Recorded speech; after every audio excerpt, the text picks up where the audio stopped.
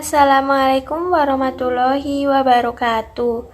Perkenalkan, saya Isika Anggunovita Purwani dengan NIM 222111263. Di sini saya akan menjelaskan tentang munasabah ayat Al-Quran pada tafsir pendidikan untuk memenuhi tugas yang belum tampil 2 kali. Seperti yang teman-teman ketahui bahwa Al-Quran sebagai pedoman hidup manusia, Al-Quran juga memiliki kesatuan dan saling berkaitan antara bagian-bagiannya.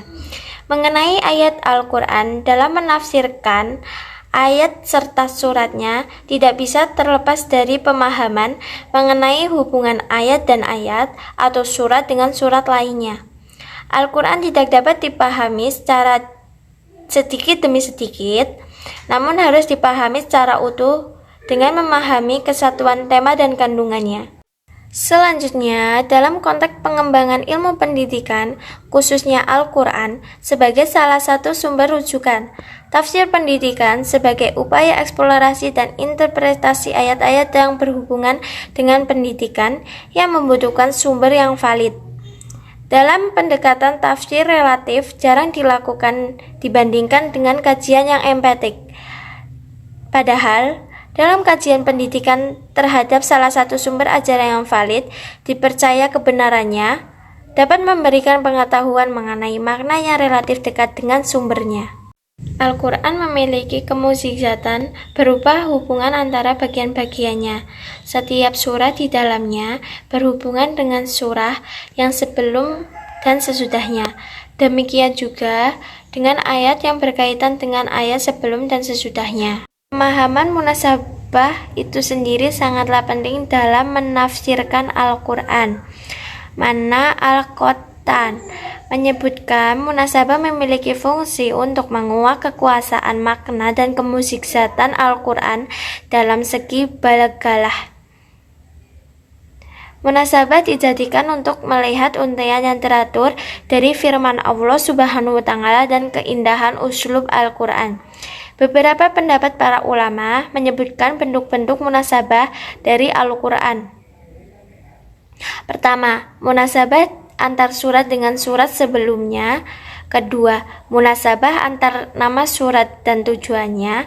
Ketiga, munasabah antar bagian ayat. Keempat, munasabah antar ayat yang letaknya berdampingan. Kelima, munasabah antar kelompok ayat dengan kelompok ayat di sampingnya. Keenam, munasabah antar fasilah atau pemisah isi ayat. Ketujuh, munasabah antar surat dan akhir surat yang sama. Yang terakhir, munasabah antar penutup surat dengan awalan surat yang berikutnya. Contoh dari aplikasi munasabah ayat Al-Quran berkenaan dengan pencapaian tujuan tertinggi yaitu keridhaan Allah Subhanahu wa Ta'ala. Terma ini berkaitan dengan istilah gayah dalam tujuan pendidikan. Hal ini dapat diasumsikan dengan ibadah dan khalifah yang sebagai tujuan umum, bukan tujuan tertinggi dalam pendidikan. Dalam pemahaman mengenai Quran Surat Al-Najm ayat 26 bermula saat penelusuran ayat 1-23. Al-Quran memaparkan bahwa terkait sumpah Allah Subhanahu wa Ta'ala dengan menggunakan Al-Najm, bahwa Al-Quran diturunkan kepada Nabi Muhammad SAW adalah benar. Pada ayat 1-11, Quran Surat Al-Najm memaparkan bahwa Nabi Muhammad SAW benar-benar telah menerima wahyu dari Allah Subhanahu wa Ta'ala melalui perantara malaikat Jibril yang menampakkan dirinya yang asli. Pada ayat 12 dijelaskan bahwa Nabi Muhammad SAW dengan malaikat Jibril berhadapan dan saling berdekatan yang berada di dalam gua Hira.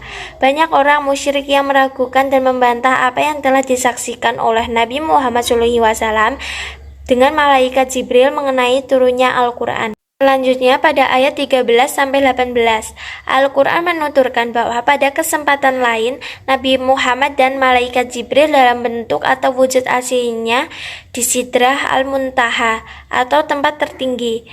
Selanjutnya, ayat 19-23 memaparkan bahwa Allah Subhanahu wa Ta'ala adalah Maha Esa.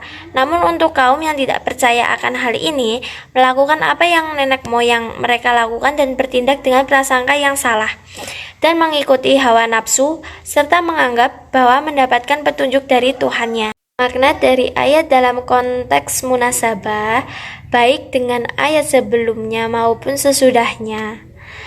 Ayat ini diposisikan berhubungan pemahaman mengenai tujuan pendidikan dalam kaitan tafsir pendidikan, tema pendidikan, khususnya tujuan, dapat dirunutkan dan dimaknai ulang dengan menggunakan pendekatan tafsir.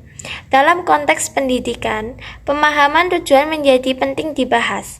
Berkenaan dengan pemikiran tujuan pendidikan dalam perspektif Islam, banyak pula pemikir yang sudah mencetuskan gagasannya mengenai tujuan pendidikan. Para ahli pendidikan Islam mengklasifikasi tujuan sama dengan pemikiran pendidikan Barat menjadi 3, yaitu tujuan akhir atau tujuan tertinggi, yang kedua tujuan umum, dan yang terakhir tujuan khusus. Tujuan akhir ini merupakan tujuan yang posisinya paling tinggi sehingga biasa disebut tujuan tertinggi. Tujuan ini bersifat filosofis. Para ahli pendidikan Islam sudah banyak yang merumuskannya.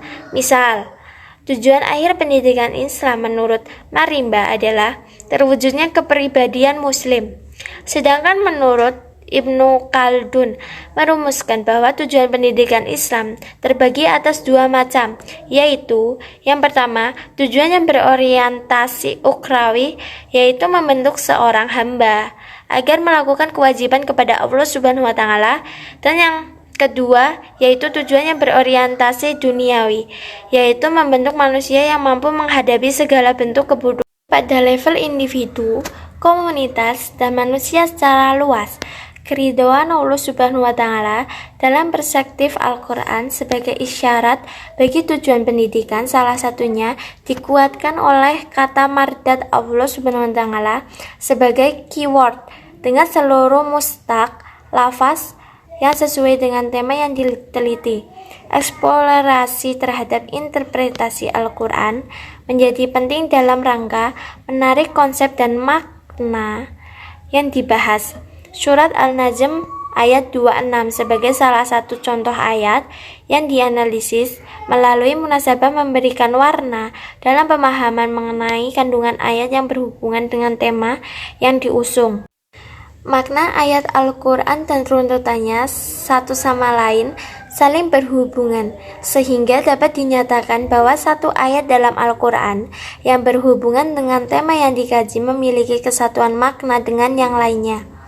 Ketika satu ayat diteliti, maka tidak hanya memunculkan makna untuk ayat tersebut, namun juga akan menimbulkan makna lain berdasarkan ayat-ayat lainnya. Kesimpulan yang dapat saya ambil, dalam hal ini kajian munasabah memiliki aspek penting dalam menangkap, mengurai, maupun mereformulasi konsep yang dikaji. Hal ini dilakukan dengan pencarian secara teliti ayat yang diduga kuat berhubungan dengan tema yang dibahas, dan menyusun sebuah pemahaman baru, reformulasi atau makna lain yang lebih lengkap dengan interkoneksi tema yang dibahas dengan makna ayat yang ditelusuri. Ketiga hal ini dapat memodifikasi pemaknaan tema pendidikan yang mendekatkan kembali dengan pandangan Al-Quran. Sekian yang dapat saya sampaikan dari materi di atas. Kurang lebihnya saya minta maaf jika ada kekurangan atau kesalahan dalam mempresentasikan materi ini. Terima kasih. Wassalamualaikum warahmatullahi wabarakatuh.